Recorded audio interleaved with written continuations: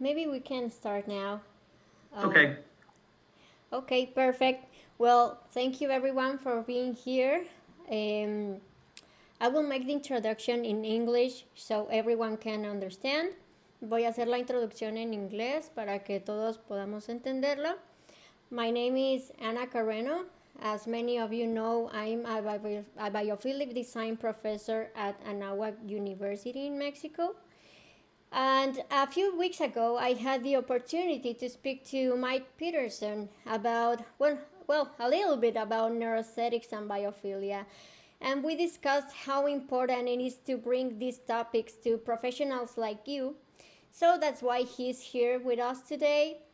Mike Peterson is founder of Science in Design.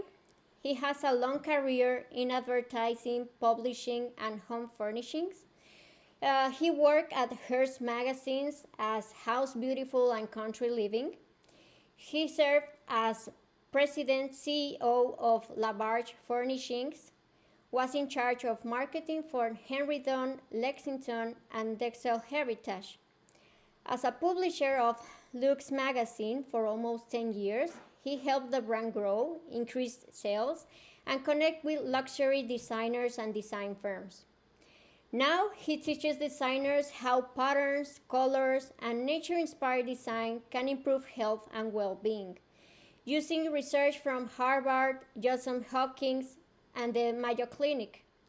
He is also a speaker and panelist at important industry events, including High Point Market, IDS, Dallas Market Center, and others around the US. So thank you for being here, Mike, and welcome. I'll let you take it from here. All right. Thank you, Anna, and thank you all for attending.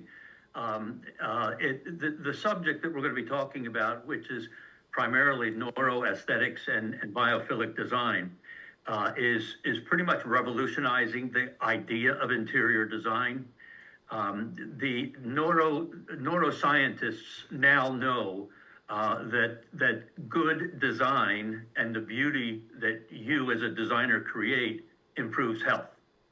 So we need to start as an industry to begin thinking of ourselves as more than people that just create a pretty room. We need to be thinking of ourselves as people that improve health. Now, Science and Design is an educational and marketing platform that helps designers understand their role in improving health. I've been doing a series of summits and symposiums around the country and Canada for the last several years. And there's been a theme that runs through all of those summits and that you'll see tonight. And that is that beauty, nature, and fine design improve health. Science now confirms it. And it is a game changer for the industry. So let me start by calling out 5 major revelations that need special emphasis. They're kind of like the headlines of today. The need for aesthetic experiences is hardwired in our DNA. Think about the implications of that. Evolutionary inheritance, which we'll be talking about, reminds us that we are who we were. We now have software that actually predicts where the unconscious mind will be attracted. We will be talking at the end about biophilia and the human need for nature. And we'll talk about how important it is to begin to market neuroaesthetics, biophilia, and the science and design. So why does Amazon's headquarters have nest-like conference rooms? You see that little nest-like conference room up in the top of the headquarters? They also have 390 different species of plant life in their headquarters. This is not a spaceship. Why did Apple spend $5 billion on their new 100% biophilic headquarters in Cupertino, California? Every workstation has access to natural sunlight and greenery.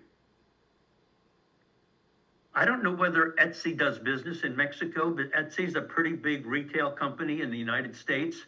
Yeah. And they just turned their Brooklyn headquarters 100% biophilic.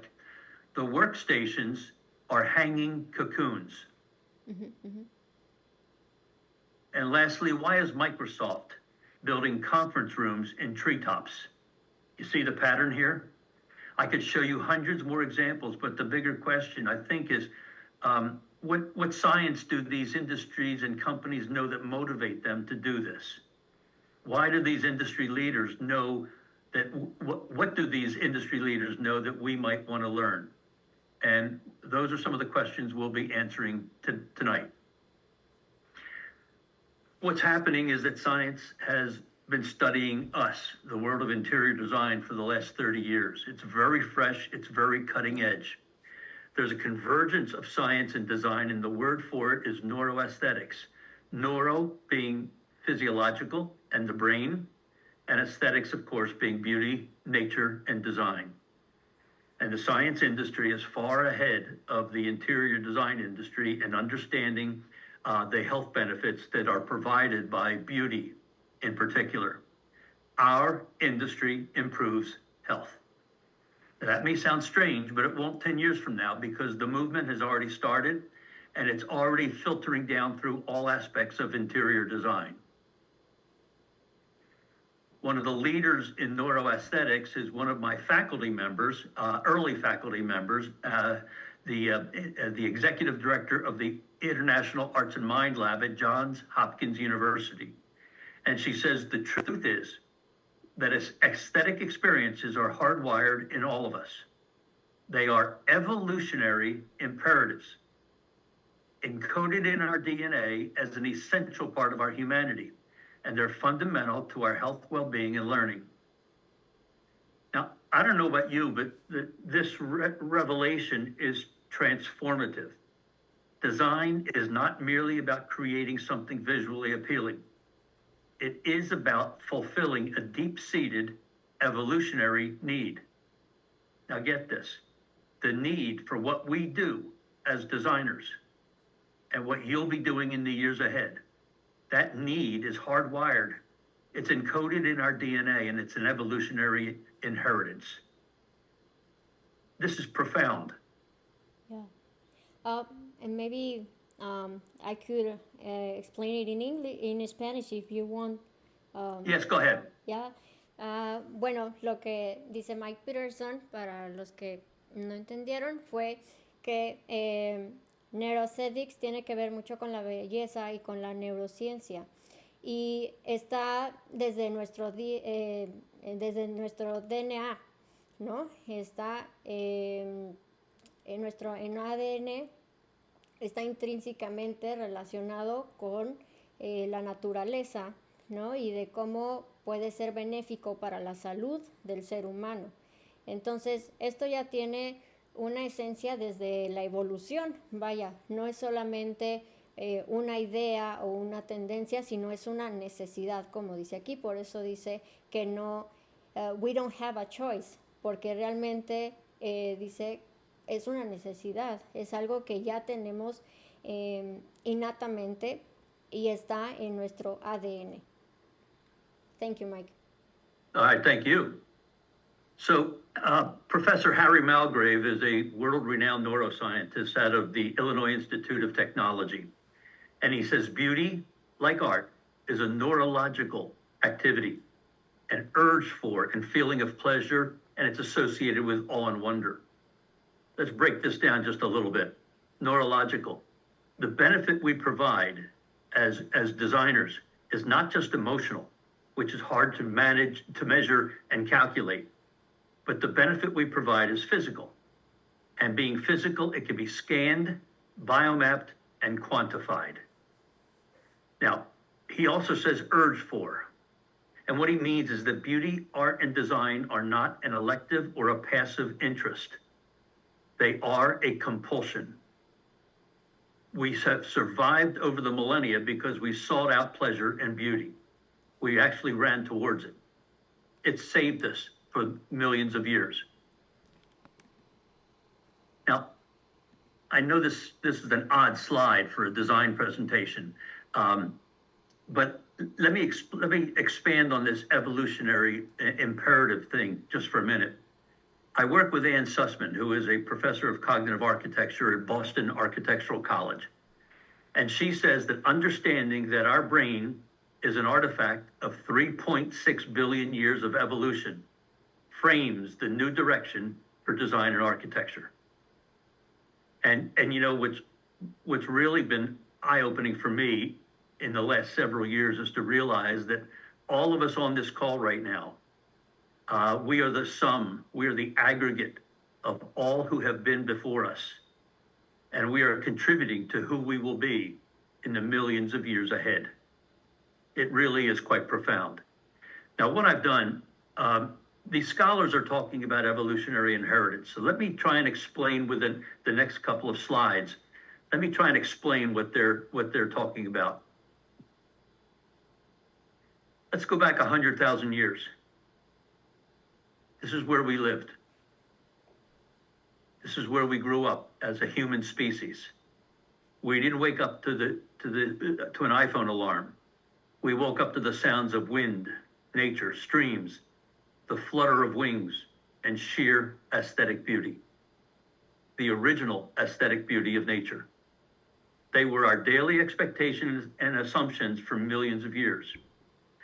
It's important to know our brains and bodies were sculpted, were carved by environments that provided both complexity and serenity. There were no steel girders, no brick walls, no computers. This is what our brains adapted to. The brain evolved in a biocentric world, not a machine-regulated world. And of course, the savanna. This was our habitat, a place which nurtures. This is what fills our DNA. Everyone listening on this call right now has inherited what you see. The paradox is interesting. Millions of years ago, we lived with the rabbits, the deer, the wolves, the plant life, and the trees. Today, we consider ourselves the evolved species. But the difference today is that the rabbits and deer are still in their natural environment. We are not.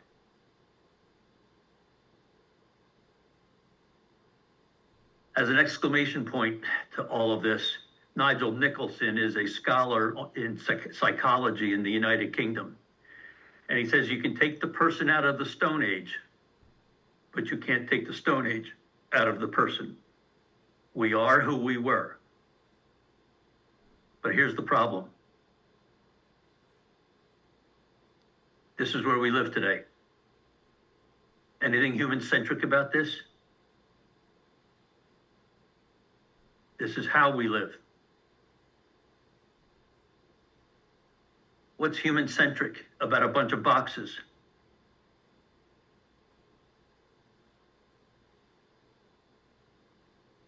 Look familiar? Yeah. So essentially, what we're talking about here is the fact that look at the fundamental need there is for what it is that we do and what we will be doing in the years ahead. Look what we've done to ourselves over the last 100 years in creating spaces that are unnatural to us. On the left is who we are.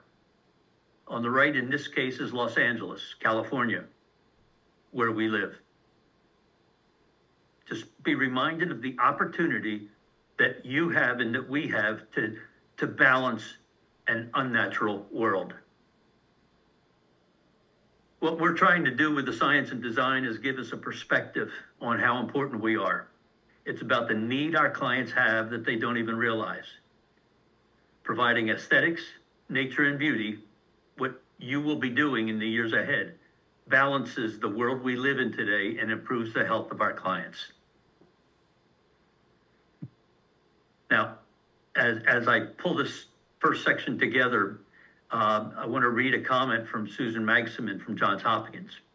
She says, our brains and bodies are always sensing and interpreting the world around us. And we know that the design of spaces impacts our biology.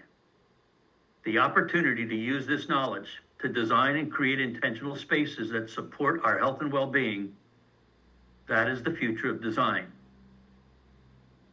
And I want to add that is your future as an alternative health resource.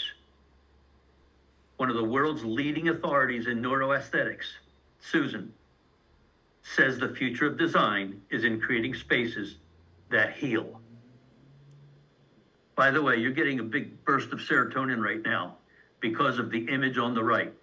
That image is the Unitarian Church in Charleston, South Carolina, which is a perfect example of fractal beauty. Anna, have you had a chance to talk about fractals yet? Yeah, I have. So the Okay, students know what are fractals. I think so. all right. Most of them. Now, there's another thing that science is beginning to study, and that is the relationship between sustainability and beauty.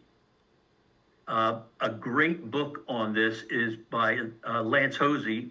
The book's titled The Shape of Green. And he says, imagine a day when we've perfectly solved the challenges of energy, resources, emissions, and everything we do and make is clean, harmless, and infinitely renewable. Is that enough? And the answer is no, because beauty is inherent to the definition and principles of sustainability. You know, we don't love something because it's non-toxic and biodegradable. We love it because it moves the head and the heart. So if it's not beautiful, it is not sustainable. Aesthetic attraction is not a superficial concern. Remember what we said, it's an evolutionary imperative. So designers, by creating beauty, you create sustainability. It's a new concept that science is just studying right now, and it's important for the future of our interior design industry. And it's not just neuroscience saying this, it's the medical industry as well. The head of environmental medicine at the University of Texas, Dr. Claudia Miller, says architects and designers have a greater ability to improve public health than medical professionals. Think about that.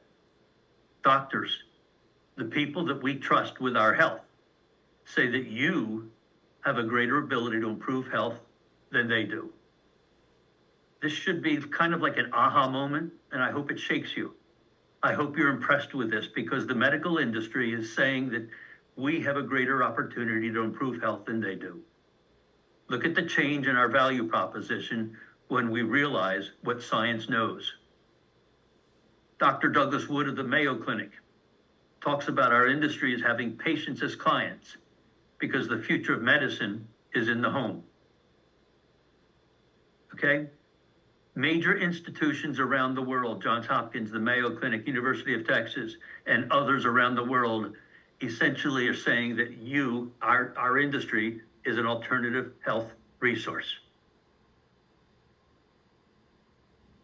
Now, in a paper that was written in 1998 by Andy Clark and David Chalmers, they talk about the extended mind. Now, this gets pretty deep, so hang in here with me. They say that the mind is not confined to the brain, but extends through the body and into the environment, shaping cognition. Sarah Robinson, a noted architect in Italy, says, how you are has very much to do with where you are. We cannot touch without being touched in return. You know, it's a reciprocal relationship with the environment, like a radar dish. We absorb and interpret data from social and physical environments, and that data, we take in, we process, and we make decisions based on that data, and we do it in a millisecond. But it begs the question for you, designers, what kind of a relationship do you want to foster between your client and the environment? It's powerful to realize that the environment is acting as a surrogate body on our minds. Now, the next couple of slides are really important because talking about the unconscious is about the most cutting edge we can get. Understanding a little more about the unconscious mind and the subliminal brain will be important to understand a couple of slides that are coming up. Eric Kandel is a Nobel Prize winner in physiology, and he says 95% of brain activity is beyond our conscious awareness. All of our conscious thoughts and actions are unconscious first. Now, this is important. All of our conscious thoughts and actions are unconscious first. We're skating through life. We could actually live an entire life without a conscious thought, which means first impressions are really, really important because they connect with something in our inheritance. We have up to 3 seconds that the unconscious mind is in control to attract attention. So the question for you is, where do you want the eye to go, and what feelings and emotions will be triggered when somebody walks into a room you've just designed? Now, that's a bunch of words, and I understand that. Let me show you an example of how the unconscious mind works. I want you to be aware of what you experience and see on the next slide. On the next slide, there are 3 geometric shapes. I want you to tell me what you see when you see those shapes. Okay, you ready? Ready. So we see 3 shapes, but we see something more, right? What do we see? ¿Qué pueden ver en la imagen? We see facial hierarchy, right? The structure of a face. Did you have to think about it? No. That's your unconscious mind in control. So the question for all of us on this call, are you designing for the subliminal brain? Okay. Now let me introduce you to a new software and technology that I think you're going to find really interesting. It's a software called VAS, V-A-S, Visual Attention Software. And it's breakthrough technology that has been developed at 3M, a major corporation up here in the States. It has the capability of predicting where our eyes, our unconscious mind, are attracted when first seeing a new image. Okay? Now, let me show you how this works. On the next slide, I want you to be aware of where your eyes go when you see the image, okay? Try and be in touch with what you look at first. Here we go.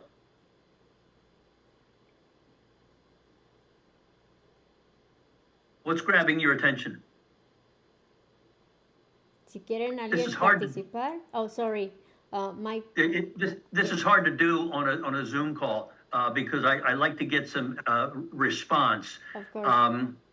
Does anybody want to unmute and tell me what you think will cause grab attention?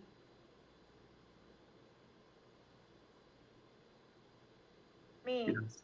Hi. The color that draws my attention is blue. Yeah, Good. the blue lamp. The blue lamp. Anything else? Yes, the art painting. Well, we'll see. Let's see what the unconscious mind is attracted to. So the person that said the blue color is correct. And the way to read this slide is that there's an 82% chance that the blue and white banner will be seen in the first 3 seconds.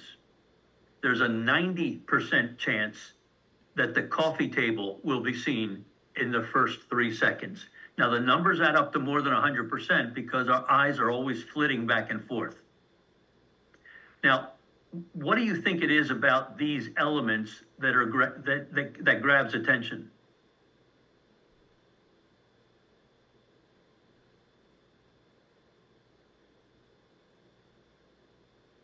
Okay, well, I'll tell you.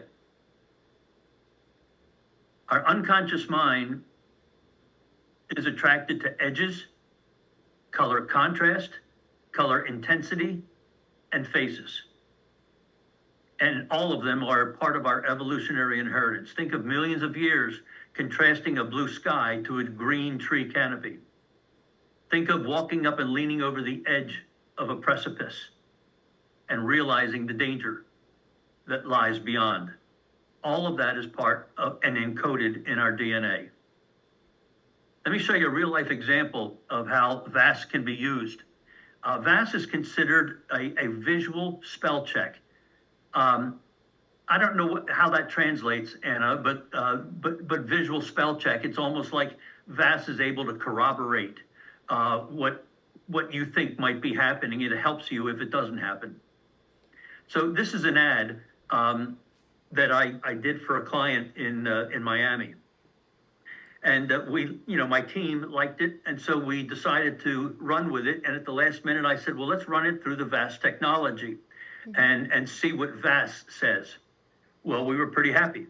The logo, S and Z, were getting attention. The tagline was getting attention, and the body of the ad was getting attention. So we decided to turn the one page into a 2-page ad. And this is what we came up with. And again, we were very, very happy with this. And at the last minute, I ran it through the VAS software, and there was no attention being given to the right-hand page. And in magazine advertising, the right-hand page is the most important. That's what we look at first. So we went back to the drawing board and decided to take a different approach using the guidelines of VAS and our evolutionary inheritance. And this is what we came up with.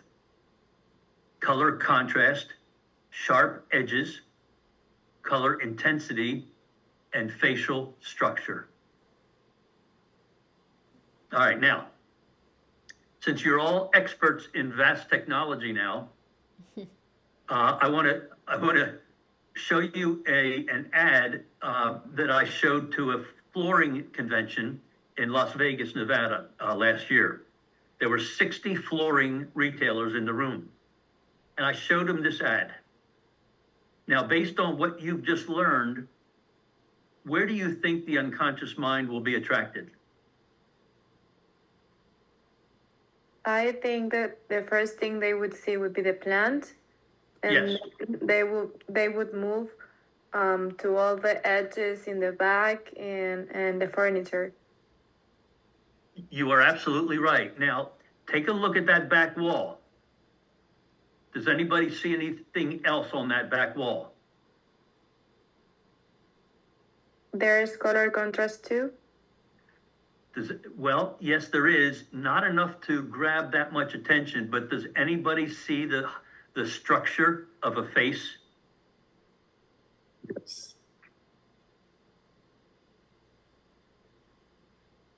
There's a 98% chance that the facial structure will be seen, the two eyes and the mouth will be seen in the first 3 seconds. So when I showed this answer to all those flooring retailers in the room, there was an audible groan that occurred. So that's a new technology that you might want to look into, and it's very inexpensive. I think it's like $49 a month. So I don't know whether the school can afford something like that or not, Anna, but I always tell people about this because it's changing interior design. All right, so look, let's talk about biophilia. And this is the darling of the design industry today. We are nature. We forget that. With our phones, our cars, our buildings, our need for expediency, that interrupts our natural thought process. And as I showed you earlier, we've been redirected from the natural to the unnatural. So if I'm repeating a couple things that you already know, please forgive me. When I do these presentations, I don't know how much knowledge you have learned on this particular subject of biophilia. So let me start with a couple of basics. What is biophilia? Well, if you break the word down, bio means nature, philia means love of, so we're talking about love of nature. And biophilic design is the deliberate attempt to design for the inherited human affinity for nature in the built environment. I love this image, by the way. Susan has written a book called Your Brain on Art. And she says in the book, Humans have existed less than 1/100% of the species history in modern surroundings, and the other 99.99% of the time living in nature. It's no wonder why we yearn for a time when human physiological and psychological functions began and were naturally supported. Folks, this is who we are. A little bit of history. The study of biophilia started roughly around the early 1980s by a couple of different people. One of the studies was done in a hospital outside of Philadelphia, Pennsylvania. Doctors were noticing that some patients were recovering from surgery faster than others. So they wanted to study this. They brought in Professor Roger Ulrich out of the Texas A&M. And he studied and learned that some patients had a view of a brick wall. Other patients had a view out the window of a tree landscape.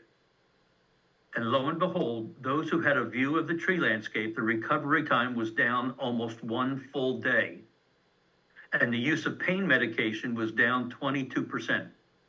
Because we now know that the pain receptors in our brain are connected to the receptors that seek out pleasure and beauty. All of this just because of a view of nature. How does this apply to us in the design industry? Stephen Keller, in his book, Nature by Design, and if you're interested in this subject, I heartily recommend you get your hands on Nature by Design by Stephen Keller. It's an excellent beginning book on biophilia. He says that natural form is really like a compositional grammar for creating all types of design and art. Look at this image. Look at the movement, the fluidity, the softness, the grace of nature. And remember, there are no right angles. There are no straight lines in nature.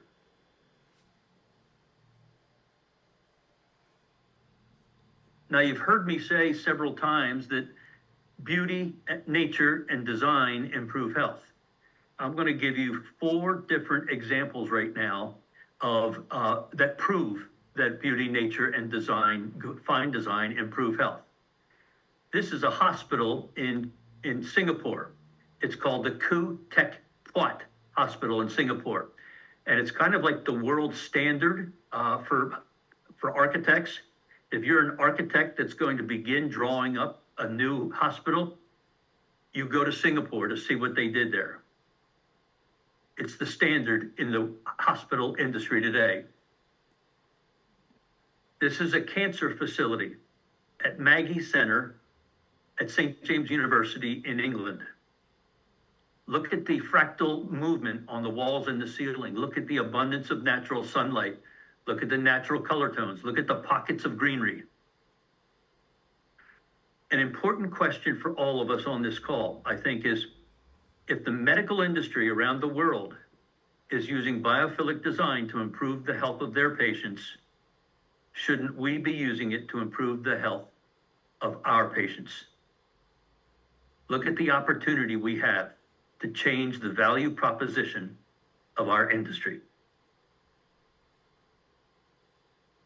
Here's a study that was done outside of New York City by the Rusk Institute. They prescribed for 107 cardiac patients time spent in a nursery, not just to walk through, but to literally put their hands in the dirt and plant flowers for 30 minutes. The result was a decrease in the heart rate of 5 beats per minute, approximately a 6 to 7% improvement in the usage of the heart. And the last example I'll show you is a study that was done in Japan. Have any of you heard of the phrase Shinrin Yoku? Okay. Yes, we had. Some of them. I'm going to assume everybody has heard of Shinrin Yoku. Some of them, yeah. Translated, it means forest bathing. And this is a study that was done in 1992 by doctors in Japan. They prescribed for 420 patients time spent in the forest. The result of this study was a 12% decrease in the cortisol level, and a 6% decrease in the heart rate. The study was so successful that Shinrin Yoku, or forest bathing, is now a medicine in Japan. You go to the doctor, and instead of him prescribing or her prescribing a bottle of pills, he prescribes time spent in the forest. All right. Now I'm going to talk about applying biophilic design, but I'm going to talk about it a little bit from the perspective of our evolutionary inheritance, because I want to drive home the point that we are nature and have been born in nature. Inside of biophilic design are several different characteristics, but I'm going to talk about 4, and those 4 are prospect and refuge, organized complexity, modes of mystery, and the use of fractals. Let's go back 100,000 years. This is where we lived, safe and secure in our refuge, maybe with a fire burning in front of the cave to keep away unwanted guests. But we had a view outside at the prospect of the rest of the world, filling us with awe and wonder. This is what's encoded in our DNA. And it's one of the reasons that this kind of an image is so powerful to us today. Look at this. We just connected 1 million years of evolutionary inheritance. Organized complexity. Look at the multitude of lines, geometries, and scales, all blended into this gorgeous image of beauty. Highly complex, but organized. And by the way, biophilia is taking us back to the original definition of the word geometry. Most of us think of things like triangles and 90-degree angles and rectangles, but the original interpretation is geo, meaning earth, metry, meaning measure, measuring the earth. And science now tells us that we're attracted to organized complexity because our brains are an inherited example of the same thing. Our brains are essentially organized complexity. That's why we're so attracted to it. After all, how boring is a straight line? It doesn't become interesting until we give it movement. Now, this is organized complexity today. This is Gaudí's La Sagrada Familia in Barcelona. And you know what's amazing about this? A short story. Gaudí turned the first shovel of dirt in 1880 on the Sagrada Familia, and it will be completed next year. It has taken 146 years to complete.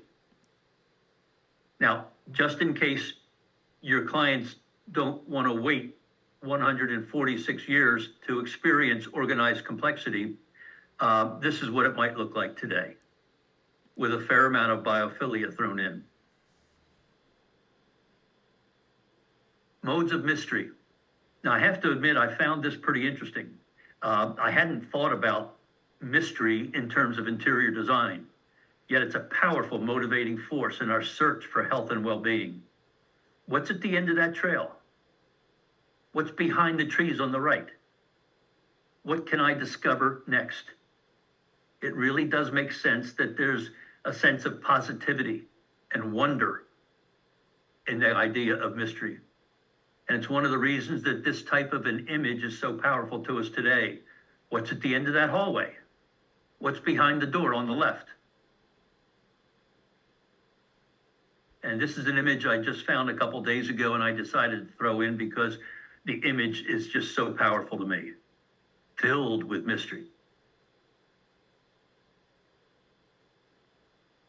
And now patterns for our brain, fractals. We'll spend a little bit more time on this than the other elements. Fractals are self-similar patterns over a range of magnification scales, continuous, consistent, but similar geometric images. Fractals are things like snowflakes, clouds, waves in the ocean, tree canopies, veins in a leaf, and veins in our bodies. Remember that we are nature too. Now, Rita Trombin works for Terrapin Bright Green, which is a major consulting firm in Washington, D.C., and they specialize in biophilic design. And she says the experience of fractals has quantifiable health benefits, including reduced stress, improved cognitive functioning, enhanced creativity and problem solving, heightened appreciation for nature, and positive emotions. Look at the power of fractal beauty. Reduced stress, improved cognition, positive emotions. And by the way, the benefits of fractal beauty have been shown to occur within minutes. Stephen Kellert again, and the second sentence here is probably the most important, but he says humans have evolved to thrive in complex yet coherent fractal environments. Think of the complexity of nature. Just think about it. And then he says we perceive fractal environments as having the highest aesthetic value. Now, let me connect a couple things here.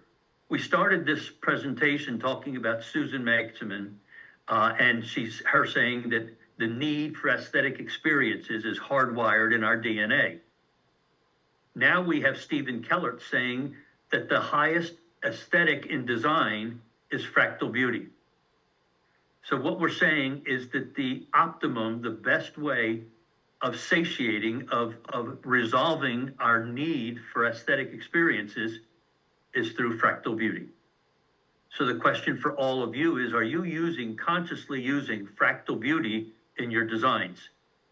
Of all the design elements that you have available to you, fractals are the number one highest aesthetic value.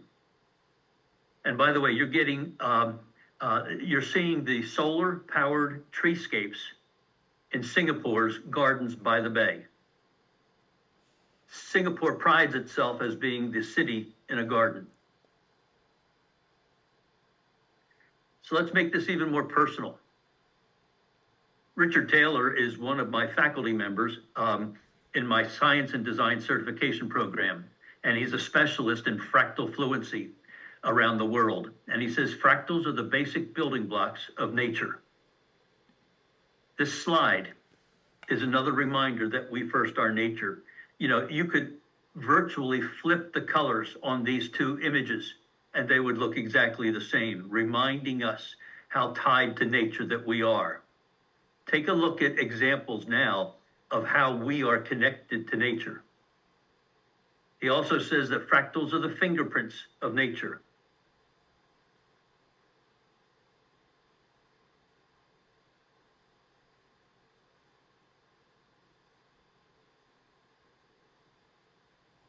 Now, before I show you the next slide, I want everybody to look at the palm of your right hand.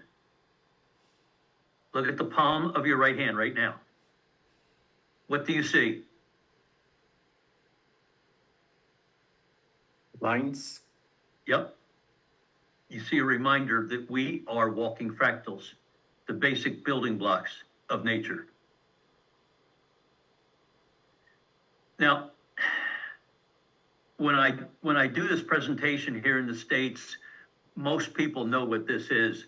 I suspect that this audience may not. This is an elementary school that replaced one that had to be torn down in Sandy Hook, Connecticut. There was a shooting in Sandy Hook at the elementary school that had to be torn down. 26 children were killed. And so the city managers had a mandate for the architects, and the mandate was to create a new school that heals the community and heals the kids. And they've done just that. Look at the front of the school. Look at the movement in the roof line. Remember, there are no straight lines in nature. Look at the natural color tones. Look at the fractal stone wall. Look at the lyrical movement of the canopy over the front door. Let's go inside. Look at the treescapes on the wall. Look at the patterns on the floor. Look at the sense of mystery. What's at the end of the hallway? This is what's at the end of the hallway. Robust color, abundance of natural sunlight, fractal shadows on the floor, fractal patterns in the carpet. Look at the furnishings and the movement in them. What 7-year-old wouldn't love this space and thrive in this space? Now, the last area I want to talk about is, I don't know exactly what stage of education you're at and how soon you're going to be out in the commercial marketplace, but I do want to say that it's going to be important for you to get ahead and be part of the cutting edge of what's happening in interior design and how science and neuroaesthetics is influencing design today. Become an authority in the health benefits that interior design provides. I'm going to show you the web pages of several different interior designers in the United States. And this is happening as a movement in the United States today. It's big and getting bigger. This is a designer in North Carolina talking about the science of stress reduction. She talks about the science behind biophilic design to heal the mind, body, and soul. There's a designer in Utah, Dayhouse Studio, talking about bridging interior design and health, a new paradigm for design. This is SDS Designs in Virginia, literally picking up the title of this presentation, Science and Design, and putting it on her website. This is Elon Design outside of Washington, D.C., talking about neuroaesthetics, the science of how beauty and art affect our mind. Trust me, 5 years ago, none of this was happening. This is a designer in Virginia talking about biophilic design. These are all web pages from their websites. This is a designer in Fort Lauderdale, Florida, talking about wellness is the new wealth. And she talks about how her knowledge of neuroaesthetics and biophilia promotes healing in human-centric design. This is Kat Blue from Blue Lantern Interiors in Atlanta. Design is where science and art break even. This is Trisha Turk out of Colorado Springs, Colorado. All of these are graduates of our certification program. She's the interior design firm dedicated to the beauty of well-being. Her first sentence in her text, which is hard to read, is neuroaesthetics is the study of beauty and science. And the last example I'll show you is from Erica McLean in Dallas, talking about our science-based design approach. Ladies and gentlemen, we are in an industry whose future is now born in science. And I heartily recommend that you look closely at this subject matter, not just biophilia, but neuroaesthetics as well. It's important because it's changing the future of our design industry. We're already beginning the change. This is no longer speculative, it's already happening. And I guarantee you, 10 years from now, we will be an industry focusing on neuroaesthetics and biophilia. And the nice thing for all of you is that, you're starting your careers with this knowledge. Most of the designers I talk to tell me that they wish they had known all this 20 years ago. You now know it at that same time. A couple of tips. This is a book that helped start me on this journey. This is a book written by Don Ruggles, an architect in Denver, Colorado. I had lunch with him on December 15th, 2015, and Don started talking at lunch about how beauty improves health. And it changed my life for the rest of my career. Beauty, neuroscience, and architecture. An excellent way to start your study on this subject. Here's another great book by Ann Sussman out of Boston Architectural College called Cognitive Architecture. And here's a brand new book by Ty Farrow, an architect, a world-renowned architect in Toronto, Canada. He says, understanding design's role in shaping who we are and what we might become stands to increase the gravity of our work, elevating the stature of our role and industry, and highlighting the extent of our contribution to human and ecological well-being. Essentially, Ty is telling us that our stature as an industry will be raised because it is now acknowledged that we improve health.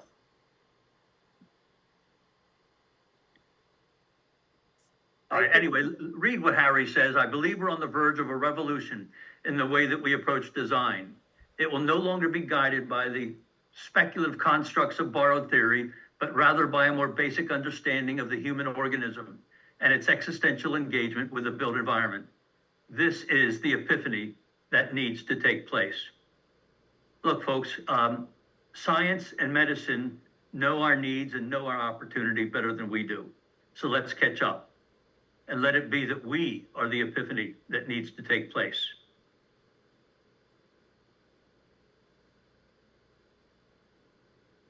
Anyway, do you have any questions? I see a heart. Does that mean you liked it? Corella?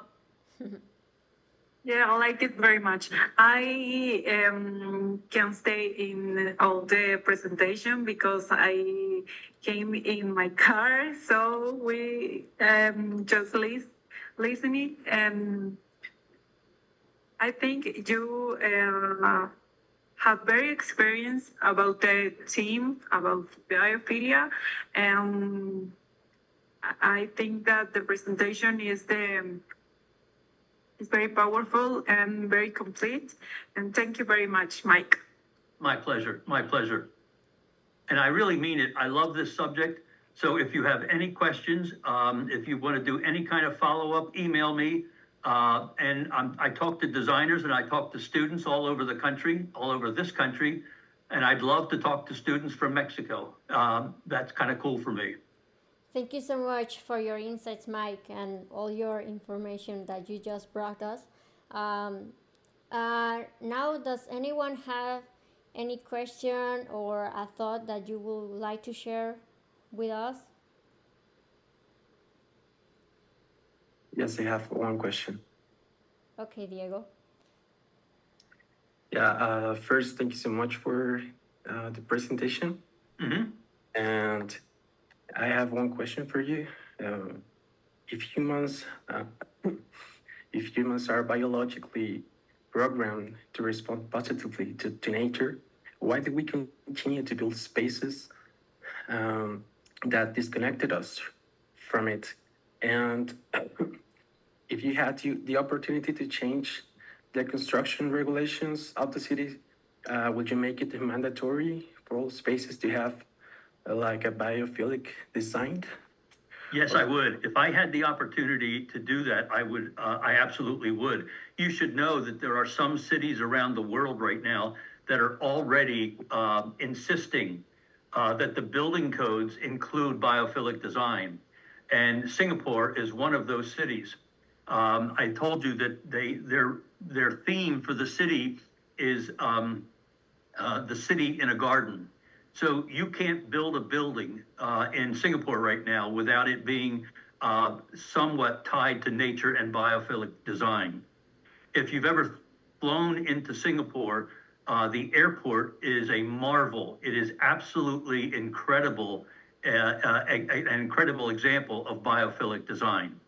So yes, if I had my way, we would mandate the use of neuroaesthetics and also biophilic design in construction and interior design today.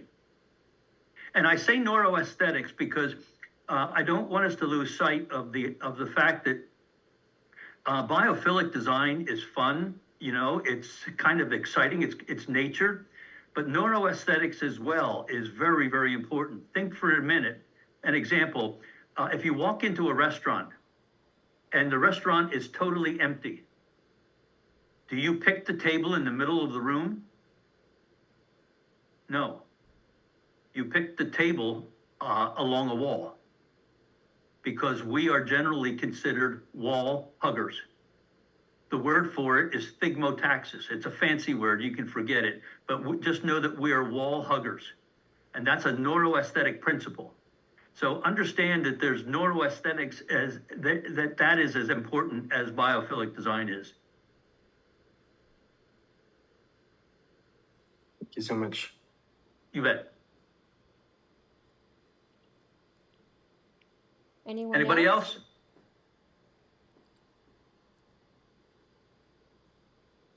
All right, well, I thank you very much. Well, I have a question, Mike. Okay. I've noticed that neuroarchitecture has been present for several years now, but lately I've been discussing with my students how, since the pandemic, there has been an increased interest in the well being of our spaces, especially here in Mexico. In your experience, have you seen this in the interior design industry in other places around the world? Yeah, very much so. And I think the pandemic was an exclamation point. I think we were beginning to study it. There was a turn around the year 2000 when neuroscientists started studying us, architecture and design. And that's when neuroaesthetics was born. And so the science was beginning to study us. But I think what happened is with the pandemic and all of us being shut in our homes for so long, and I think it just it drove the point home just how important our immediate environment is in keeping our well-being. So yes, there's no doubt. I think it turned even more around 2020. Thank you. You bet. Okay, anyone else have any question? No? All right. Thank No. you all very much. I'm going to end the call. Have fun. Thank you, Mike. Thank you, for Mike. being My here, pleasure. everyone. Bye.